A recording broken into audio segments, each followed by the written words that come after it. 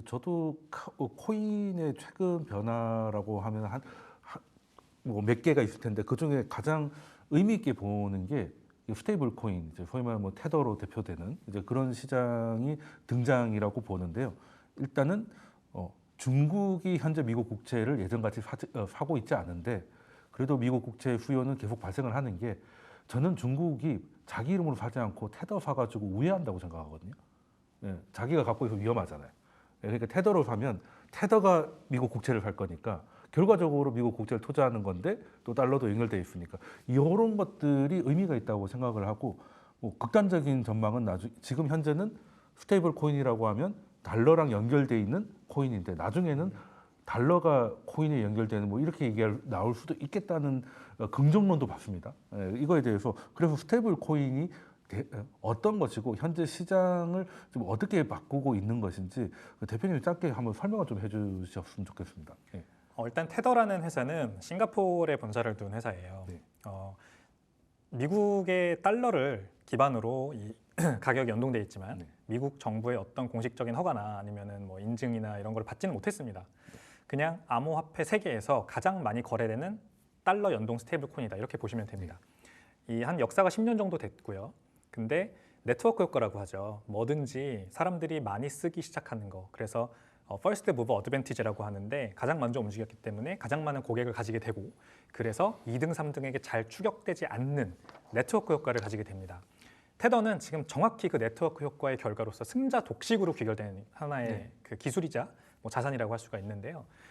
비트코인을 거래하는 거의 모든 거래소들, 우리나라 업비트 같은 거래소들 빼고요.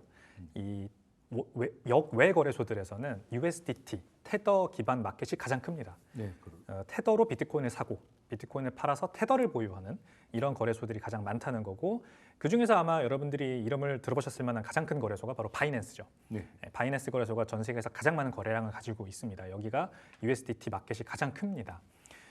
그럼 USDT 수요는 어디서 발생하느냐? 가장 크게는 비트코인 거래하는 겁니다. 비트코인 및 기타 암호화폐들 거래하는 것들을 위해서 USDT의 수요가 발생을 하고요. 이 기관들, 특히 바이낸스에서 거래하는 트레이딩 기관들이 USDT를 빌리기도 하고 아니면 본인들이 직접 어디서 조달해와서 암호화폐를 거래를 해서 수익을 내는 용도로 쓰는 게 가장 크죠. 이거 자체로 결제 수단으로 많이 쓰이냐? 그거는 저는 아직까지는 아니라고 생각합니다. 일상생활 결제, 무역 결제 이런 것들로는 요소의 그런 케이스들이 나오고 있긴 하지만 유의미한 규모는 아직 아닙니다만 그럼에도 불구하고 의미가 있죠. 왜냐하면 달러를 가지고 싶지만 가질 수 없었던 사람들, 달러로 거래하고 싶었지만 거래할 수가 없었던 사람들은 이 테더를 활용해서 굉장히 쉽게 그걸 할 수 있게 됐거든요. 생각해 보시면 최근에 나온 통계가 있는데 블랙록이라고 하는 비트코인 ETF 발행한 전 세계 최대 자산 운용사, 여기 1년 영업이익과 지금 테더사 영업이익이 똑같아졌습니다. 블랙록은요 전 세계에 2만 명의 직원이 있고요. 테더는 50명의 직원밖에 없습니다. 50명이요? 네. 근데 영업이익이 두 회사가 똑같습니다. 그러니까 이 조 단위의 회사를 버는 회사로 성장을 했어요, 테더가. 그리고 그 분기 보고서 나오는 걸 보면 비트코인을 테더를 발행하고 그거 가지고 미국 국채를 사는데 미국 국채 보유량이 발행한 테더보다 102%, 105% 심지어 초과 담보율을 유지를 하고 있어요. 네, 저는 이게 문제 때문이라도. 맞습니다. 네. 근데 은행들은 어떻게 하나요? 블랙록은 물론 그런 은행은 아니지만 전통 금융시장에 있는 은행들 같은 경우에는 지급 준비율이라는 게 있잖아요. 네, 해봐야 한 10% 정도. 해봐야 10% 정도, 네. 적게는 3, 4%. 이렇게 부분 지급 준비율이라는 걸 가지고 굉장히 이 예금자들을 마음 졸이게 하는 일이 한두 번 발생하지 않습니까? 그때 뱅크런 사태가 난다. 근데 테더는 그런 일이 없습니다. 일단은 현재는 초과 담보를 가지고 있기 때문에. 그래서 저는 테더 같은 회사가 약간 은행이 앞으로 가야 될 길이라고 생각을 할 정도예요. 그러면 근데 테더가 그렇게 초과 담보를 가져야 되는 이유는 은행은 정 안 되면 최종 대부자가 있지 않습니까? 연준이 나와가지고 찍어주잖아요. 근데 테더는 자기들이 망하면 그 연준 테더는 없기 때문에 그 스스로 연준을 만들어야 되기 때문에 그런 부분도 좀 있을 것 같은데 만약에 은행이 초과를 가지게 되면 돈이 안 돌지 않겠습니까? 뭐 그거는 일단은 저는 아니라고 생각합니다. 네, 그렇게 경제가 흘러가진 않는다고 생각하고요. 예, 알겠습니다. 근데 그러면은 그 스테이블 코인에 대해서 전반적으로 한번 설명을 주셨는데 지금 저도 느끼는 게 중국 부자들 겁나잖아요, 사실은 공산당. 특히 이제 그 지금 현재 정권하고 좀 반대쪽에 있던 남쪽에 계셨던 분들은 소위 우리 화교라고 하는 그런 분들은 주로 이제 해상 세력이라고 해서 외국에 좀 많이 나가고 그분들이 많이 했던 게 홍콩 달러를 가지고 이 거래를 많이 했잖아요. 패가 돼 있었으니까. 근데 지금 홍콩의 위상이 옛날 같지는 않잖아요. 패가 깨지진 않았다 하더라도 그럼 그런 분들한테는 테더가 훌륭한 도구가 될 것 같은데 그러면 이거는 좀 괜찮은 그 상황 아닙니까? 그러면 요거 스테이블 코인에서 우리가 돈을 벌 건 없지만 아니 지금 네. 사실은 우리나라 환경을 보면 잘 알 수 있거든요. 네. 제가 알고 있기로는 이미 그 동대문 시장에 그 네. 중국의 그 무역상들 조그만 무역상들이 네. 와가지고 할 때는 대부분 다 테더라든지 뭐 이런 걸로 결제를 하고 있는 줄 알고 있어요. 네. 사실 그러면은 그게 일단 그 기존의 그 스위프트망을 쓰는 것보다 훨씬 이득이잖아요. 그걸 갖다가 주는 사람도 그렇고 받는 사람도 네. 그렇고 사실 며칠 결제 기간까지 며칠 걸리는데 그거 뭐 몇 분이면은 다 확인이 되죠. 그다음에 거래 수수료 또 환율의 뭐 이런 어떤 변동 위험 뭐 이런 것들로부터 다 벗어나는 것들이니까 이 공식적인 어떤 큰 기업들의 무역 거래에서는 반드시 이제 사실은 뭐 달러 그 결제 기준을 해가지고 달러 베이스로 해서 결제들을 대부분 하는데 네.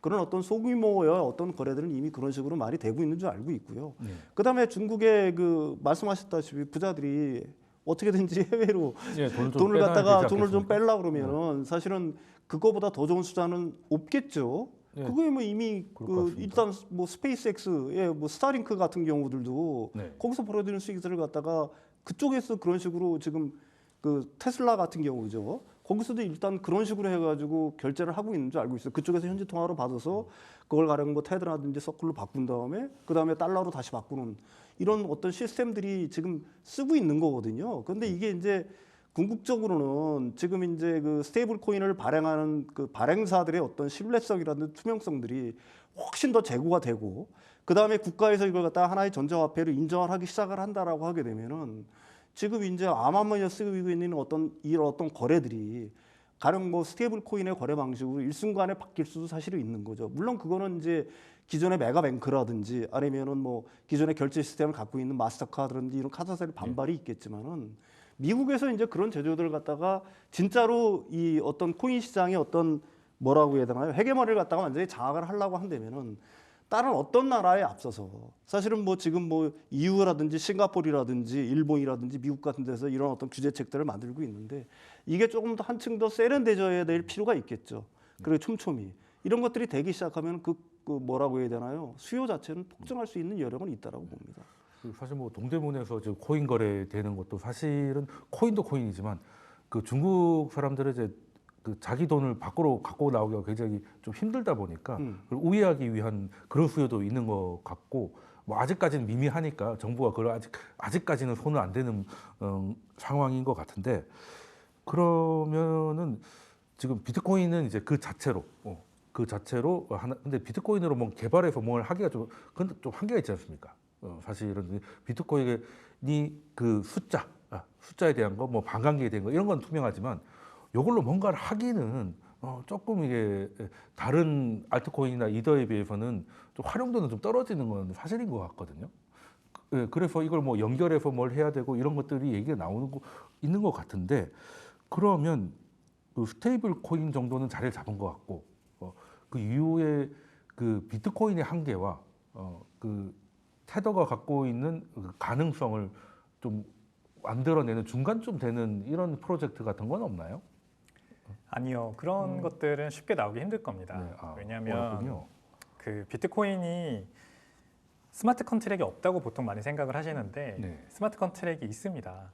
비트코인도 할 수 있는 것들이 많아요. 하지만 비트코인은 탈중앙화되어 있는 네. 의사결정 구조를 가지고 있잖아요. 네. 그렇기 때문에 그런 것들이 이 기술로서 구현이 되지 않는 거예요. 기능으로서 구현이 되지 않는 거예요. 왜냐하면 비트코인의 목적은 굉장히 딱 하나로 되게 네. 명확하기 때문이죠.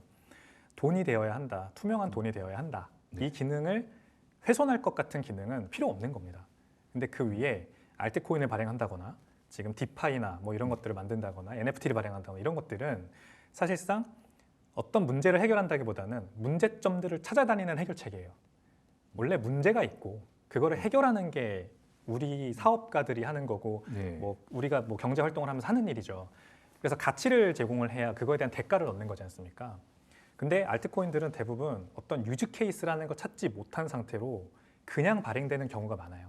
그래서 말로만 감언이설로 사람들을 설득하죠. 네. 그 다음에 돈을 일단 자본 조달을 할 수가 있으니까 이거를 우리가 잘못 해석을 하면 안 됩니다. 그래서 비트코인은 기술이 없어서 기술을 지금 구현 안 하고 있는 게 아니라는 거, 그리고 알트코인들이 어떤 확장성이 더 좋고 기술이 더 뛰어나고 이렇게 일반적으로 알려져 있지만 그게 아니라 그냥 문제점이 없는 해결책을 지금 만들어 놓은 거다. 이렇게 해설을 하는 게 맞습니다. 테더는 말씀하신 스테이블코인 테더는 유즈 케이스를 찾은 하나의 사례죠. 네. 모범 사례라고 할 수가 있는 거죠. 그렇죠. 그 테더조차도 지금 문제가 뭐냐면 여러 네트워크들이 흩뿌려져 있어요. 이더리움 네트워크에도 올라가 있고 트론 네트워크에도 올라가 있고 막 온갖 네트워크 다 올라가 있습니다. 근데 이럴 필요가 사실 없죠. 단일 네트워크에 올라와서 거래되면 그게 제일 좋습니다. 네, 그래야 되는 거 아니에요? 그래야 됩니다. 안 그러면 우리가 다 거래소를 통해서 한번 환전을 하고 넘어가야 되잖아요. 네. 근데 이것조차도 저는 비트코인으로 나중에 다 합쳐질 거라고 생각해요. 어. 비트코인에도 상위 레이어 기술들이 올라오고 있고 테더조차도 그 위에서 발행될 수 있게끔 이제 다 준비가 돼 있습니다. 그래서 필요하다면 정말 테더가 비트코인 네트워크 위에서 발행되어야 한다는 니즈가 나온다면 그것도 뭐 언제가 될지 모르겠지만 구현될 거다 이렇게 생각을 합니다. 현재는 뭐 기술도 가능하고 수요도 어느 정도 있지만 비트코인이 갖고 있는 가치와 충돌하기 때문에 현실화된 건 아직 없지만 가능성은 있다. 이렇게 말씀해 주셨고, 그러면 뭐 중간 단계는 쉽지 않다고 하셨으니까 지금 비트코인하고 이제 스테이블 코인만 놓고 봤을 때 일단 스테이블 코인은 현재 미국 국채에 대한 뚜렷한 수요처로 부상하고 있는 건 이제 분명한 사실이죠, 평론가님. 예, 네. 그렇죠. 다시 뭐 미국에서 뭐 지금 뭐 리플 스테이블 코인이라든지 네. 이런 것들 뉴욕에서 일단은 뭐 허가가 났으니까요. 그거 역시 미국 국채하고 그다음에 상업용 뭐 부동산 뭐 이런 실물 자산 쪽으로 딱 픽스를 일단 해놨잖아요. 네. 그리고 이제 규제책이 더 만들어질 거예요. 가령 뭐 준비금의 상황이라든지 뭐 외부의 회계 감사라든지 아니면 어떤 자산을 갖다가 반드시 편입을 하라든지 몇 대 몇으로 뭐 이런 어떤 규제책들이 더 명확하게 나오면은 분명하게 이제 사실은 미 국채 수요를 갖다 복돋우는 어떤 하나의 요인은 될 수 있을 거고요. 미국 정부는 분명히 그걸 유도를 할 겁니다. 예, 예. 예, 저도 미국 국채 수요의 새로운 축이다 이렇게 하는 게 직관적으로도 느낌이 오는데 문제는 그러면 실질적으로 제도화 되는 거지 않습니까? 네네네. 예, 제도화 되는 것이고 아까 대표님도 말씀하셨지만 미국이 그렇게 멀리 있는 중동에 사람도 보내고 군사도 보내고 해서 이렇게 관리를 했던 것도 사실은 굉장히 자국한테도 중요한 에너지 관리였고 또 산유국들이 또 미국 국채를 수요해 주니까 그걸 컨트롤하는 의미도 있었는데 이제는 뭐 최고 산유국이 본인이니까 뭐 굳이 중동까지 이렇게 힘들이진 않아도 될 것 같은데 그러면 중동 관리가 사실 아날로그였다면 이제는 비트코인이 됐던 테더가 됐던 어찌 됐던 달러나 미 국채를 살 수 있는 디지털 자산을 이제 미국이 예전에 중동처럼 이제 컨트롤하려고 하는 게 지금의 모습이라고. 그러니까 이게 한 50년 정도 돌아가서 그 닉슨 쇼크 이후로 달러를 안 쓰려고 하니까 이제 에너지를 원유를 달러만 사게 해서 다시 뭐 활용도를 높여왔지 않습니까? 네네. 그게 예전에는 아날로그였던 원유였다가 이제는 이제 디지털 자산으로 바뀌고 있는 시대라고 해석을 하면 너무 좋게만 보는 걸까요? 아니요, 저 그런 의도가 분명히 있다라고. 네. 미국의 의도는 가장 쉽게 얘기하면 그래요. 니들이 달러에서 벗어나려고 그래? 네. 아, 웃기지 마. 우리 손아귀에서 못 벗어나. 네. 이런 어떤 그물망을 만들려고 하는 거고요. 그건 이제 그 중에 하나가 스테이블 코인을 갖다가 그 어떤 그물망의 수단으로는 굉장히 유력하게 보고 있는 거고 그걸 실천에 옮기려고 하는 단계다. 여기까지는 확실한 거죠. 네. 예, 예. 그리고 또 모스크 같은 경우는 지금 사실상 공동 대통령 같은데 뭐 이래도 되나 싶을 정도로 예산안까지 건드리시는 분이에요. 뭐 미국의 국무총리 이상이신 것 같은데 어찌됐든 그분이 하고 있는 사업 중에 하나가 또 스페이스X입니다. 그러면 디지털 자산이 은행망이 뻗어 있지 못하는 그런 개발 도상국이나 빈민국까지도 다 한꺼번에 퍼질 수 있는 거잖아요. 그 안테나 하나만 있으면. 그럼 이것도 하나의 그 패권 유지용으로 봐도 되는 거겠죠? AI 기술을 한번 떠올려 보시면 네. AI가 지금은 챗GPT 또는 구글에서 만든 뭐 제네시스 이렇게 다 흩어져 있어요 지금은. 네. 하지만 인터넷도 하나로 합쳐지고 네. 그 TCP/IP라고 하는 프로토콜 하나로 합쳐져서 그냥 전 세계에 있는 모든 회사와 웹사이트 빌더들이 다 똑같은 프로토콜을 쓰고 인터넷을 지금 만들었듯이 인터넷 위에서 존재하는 그런 인류의 삶을 개선하는 기술들은요, 하나 단일 네트워크로 합쳐질 가능성이 굉장히 커요. AI도 사실 그래야 돼요. 근데 지금은 이제 산발적으로 회사들이 만든 거 우리가 다 결제해서 따로따로 쓰고 있죠. 근데 나중에 만약에 이렇게 생각해 보세요. AI가 제가 비서가 생겨요. 그 뭐 실체가 있던 없던. 그래서 그 AI 비서한테 뭐 미용실도 예약시키고 비행기표도 사라 그러고 뭐 여러 가지 금융 관련된 활동들을 맡긴단 말입니다. 그러면은 그 AI 비서는 앵커님의 AI 비서와 일을 하겠죠. 앵커님한테 직접 계좌번호 좀 주세요. 이러진 않을 거 아닙니까? 앵커님도 AI 비서가 있을 거예요. 그 AI 비서들이 하나의 단일 네트워크에서 움직이는 게 가장 이상적이고 현실적입니다. 네, 이상적이기도 하고 굉장히 현실적이기도 효율적일 하고. 것 같고. 그게 가장 효율적이기 때문이죠. 마찰이 적고. 그러면 그 AI 비서들끼리 돈을 주고받을 때도 단일 네트워크가 가장 유리합니다. 제가 예를 들어서 지구 반대편에 있는 프리랜서에게 웹사이트 개발에 대한 프리랜서 롤을 맡기고 결제를 하는데 여기 뭐 토스뱅크를 통해서 결제하세요. 이럴 수는 없잖아요. 그러니까 단일 네트워크가 필요한데 그게 비트코인이 될 가능성이 굉장히 커요. 비트코인은 국경이 없는 유일한 탈중앙화된 단일 네트워크예요. 그래서 AI 에이전트들끼리 다 붙어서 그 안에서 자유롭게 결제할 수 있습니다. 그러니까 원유 얘기하셨잖아요. 원유는 너무나도 수요가 명확하죠. 비행기도 들어가고 차에도 들어가고. 네, 그렇죠. 그렇기 때문에 전 세계에서 또도 나도 원유로 결제해야만 하니까 달러를 쓴 거예요. 그럼 비트코인은 어디다 쓰느냐? 그런 인터넷 세상 위에서 비트코인으로 반드시 결제해야만 하는 세상이 온다는 거죠. 저는 여기까지 봐요. AI 세상이 오고 그게 웹 3.0이라고 하는 건데 단일 네트워크를 통한 결제, 망이 굉장히 필요해질 때가 온다. 그게 비트코인이 나중에 들어갈 구역이고 거기까지 어쩌면 트럼프가 봤을 수도 있죠. 그렇게 해서 비트코인을 채택한 거라고 생각합니다. 뭐 트럼프가 받든지 아니면 머스크가 트럼프를 설득하고 있든지. 예, 그렇죠. 그 금방 이제 조금 어려운 말씀을 좀 주셨는데 웹 3.0이 처음 듣는 분들은 어떻게 이해해야 될까요? 평론가님 좀 그냥 그 일반인 버전으로 설명해 주실 수 있으실까요? 일반인 버전으로 생각한다면 지금 데이터의 주권은 중앙 집권화돼 있잖아요. 가령 뭐 구글이라든지 유튜브라든지 다 중앙에서 행사를 뭐 하잖아요. 일종의 그걸 갖다가 회사들이, 가장 쉽게 설명하면 개인들한테 돌려준다는 의미 같아요. 뭐 디파이의 의미가 굉장히 강한 건데 뭐 저는 그렇게 이해를 하고 있습니다. 그렇지만 그 기술적인 방식이라든지 이런 것들은 뭐 그거에 대해서는 제가 좀 사실 분해하면서요. 들어도 잘 모르기도 하고요. 예. 그러면은 그 웹 3.0이라는 게 아까 처음에 말씀 주셨던 게 인터넷이 다 따로 있다가 인트라넷 형태로 따로 있다가 이제 월드와이드웹으로 한번 모였지 않습니까? 그러다가 이제 이것들이 탈중화가 되는 게 이제 웹 3.0이라고 이해를 해도 되는 거죠. 예, 이렇게 생각하시면 좋을 것 같아요. 지금 우리가 그 기업들이 만든 구축해 놓은 세상에 그렇죠. 우리의 신원 정보와 모든 것들을 다 맡기고 그리고 그렇죠. 그들에게 지금 그러고 돈을 지불하고 네. 쓰고 이렇게 있는데 물론 뭐 인스타그램이나 이런 것들 유튜브 같은 것들 다 공짜로 쓰죠. 하지만 이제 광고를 저희가 봐줘야 되잖아요. 대신에 대가가 있는 거 아닙니까? 네. 근데 이런 식의 인터넷 구조가 이제 평론가님 말씀하신 것처럼 중앙 집중화된 데이터 처리 구조입니다. 그 데이터들의 주권을 개인에게 돌려준다면 이제 거기에서 발생하는 여러 가지 부작용들이 사라질 수 있다라고 보는 거죠. 그래서 완전히 대체된다기보다는 하나의 이 보안물로서 웹 3.0이 지금 커지고 있는 중이다 이렇게 보시면 돼요. 왜냐하면은 검열, 인터넷의 검열. 예를 들어서 요즘 뭐 유튜브 같은 데서도 누가 라이브를 합니다. 근데 거기에 어떤 특정 정치인 이름을 막 쓴다 이러면은 밴을 먹을 수도 있어요. 그런 이런 것들이 이제 사례가 검열이죠. 그러니까 이해할 수 없는 검열. 구글이라고 하는 회사의 내규에 따라서 어떤 사람들의 의견을 없애버리고 뭐 이런 것들이 지금 표현의 자유를 굉장히 억압한다. 이런 얘기들이 불만이 나오고 있거든요. 이런 것들이 문제가 돼요. 근데 이런 것들을 이제 어떻게 하면 우리가 이 보완할 거냐, 좀 해결할 거냐. 이 관점에서 웹 3.0이 지금 커지고 있는 중이다. 그리고 그 안에서 비트코인의 결제 수단으로 쓰인다, 메시지를 보낼 수 있는 수단으로 쓰인다. 이렇게 이해하시면 될 것 같습니다. 그러면은 사실 말씀하신 대로 이제 구글 신이 있지 않습니까?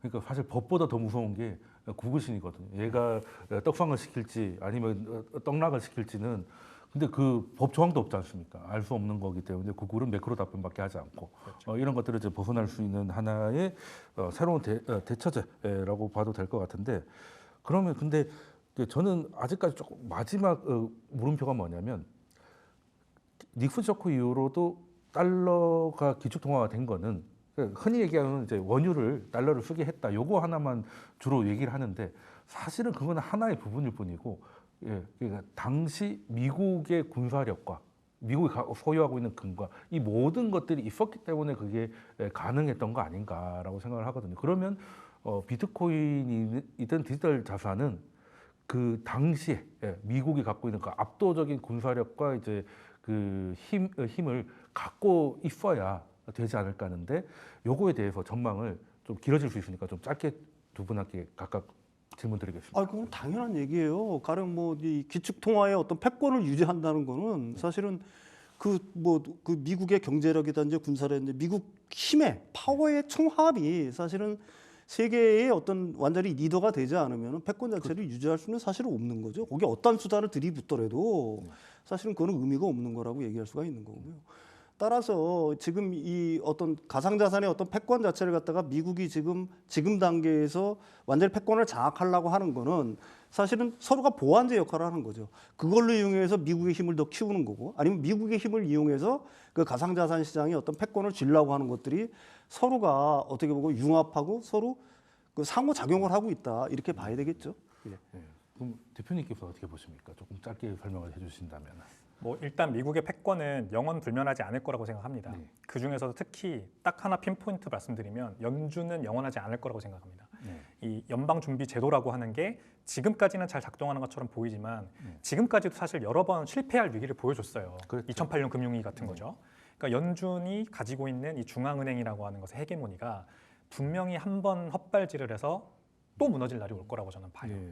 그리고 그거 중에 하나, 그거를 우리가 딱 알 수 있는 부분 중에 하나가 지금 천문학적으로 급증하고 있는 국가 부채. 네. 그리고 그 국가 부채 문제가 터질 때마다 또 은행들을 베일아웃 해주려고 하는 연준의 태도.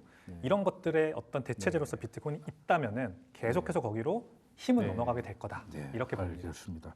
예, 그 오늘 그 비트코인하고 이제 그 스테이블 코인까지 두 분의 인사이트 여기까지 듣도록 하겠습니다. 지금까지 윤석천 경제평론가님, 백훈종 대표님이었습니다. 감사드립니다. 감사합니다.